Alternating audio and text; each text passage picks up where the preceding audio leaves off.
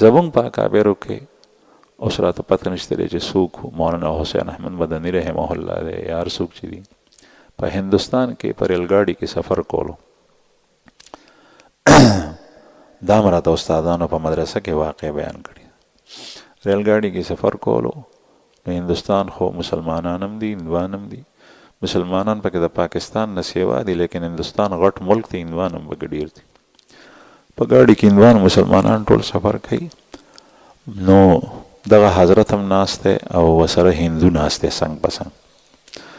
هغه هندو قضای حاجت دپاره پاڅېدو قضای حاجت ته پاڅېدو بیت الخلا ته لاړو. دی پوه شو ځکه چې ده ورسره خبرې اترې شوې وې لکه سړی چا نه تپوس کوي کوم ځای ته ځې چېرته ځې څه دې نوم دی. نو هغه په یو سټیشن کوزېدو هغه مخکې و. دی پاڅېدو قضای حاجت ته چې څنګه لاړو نو فوراً بیا رالو.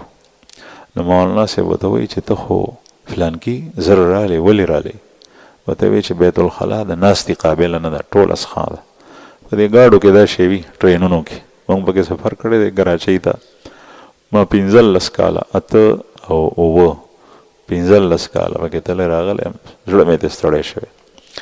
نو په هغې کې بعضې خلک بیت الخلا غلط استعمالوي او بل اړي شي نو بیا ټوله د انسان په دې ګندګۍ باندې ککړی دننه بیا څوک کېناستی نه شي. بل انسان ته ضرورت پیښیږي نو کېناستی نه شي. نو دی رالو ځکه چې دا هغه څخه او ګنده ولیده رالو کېناستو ورته وایي چې وہ بیٹھنے کے قابل نہیں ہے. هغه داسې ده چې د ناستې قابله نه ده.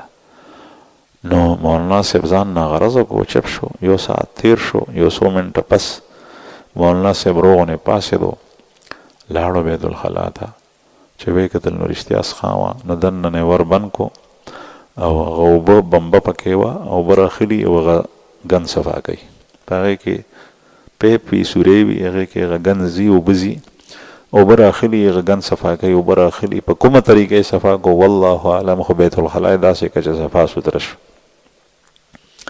بیا ځان پاک کو لاس یې پاک کړل بیا رالو کېناستو. هغه هندو سره سیټ په سیټ یو. هغه ته وایي ابھی تو میں آ رہا ہوں فارغ ہو کے وہ تو بالکل صاف پڑا ہے. زه اوس رالم ما وکتل هغه صفا ده. دا یې نه وی چې ما صفا که هغه صفا ده تا خو وی چې څښا ده هغه صفا پرته ده. هغه هندو ته خو ضرورت و هغه زر پاڅېدو لاړو ویې کتل شیشې غوندې صفا وه. هغه کېناستو هغه فارغ شوی دی خو بیا ده څخه رانلو. ہندو بیان کئی اگر میں واپس جاتا اور مولانا کے پاس سیٹ پر بیٹھ جاتا تو میں مسلمان ہوتا.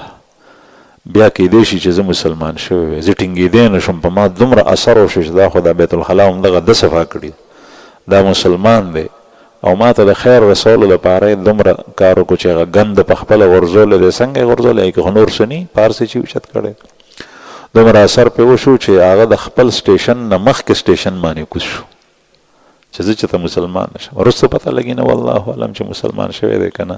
دې پورې د هغه واقع راځي.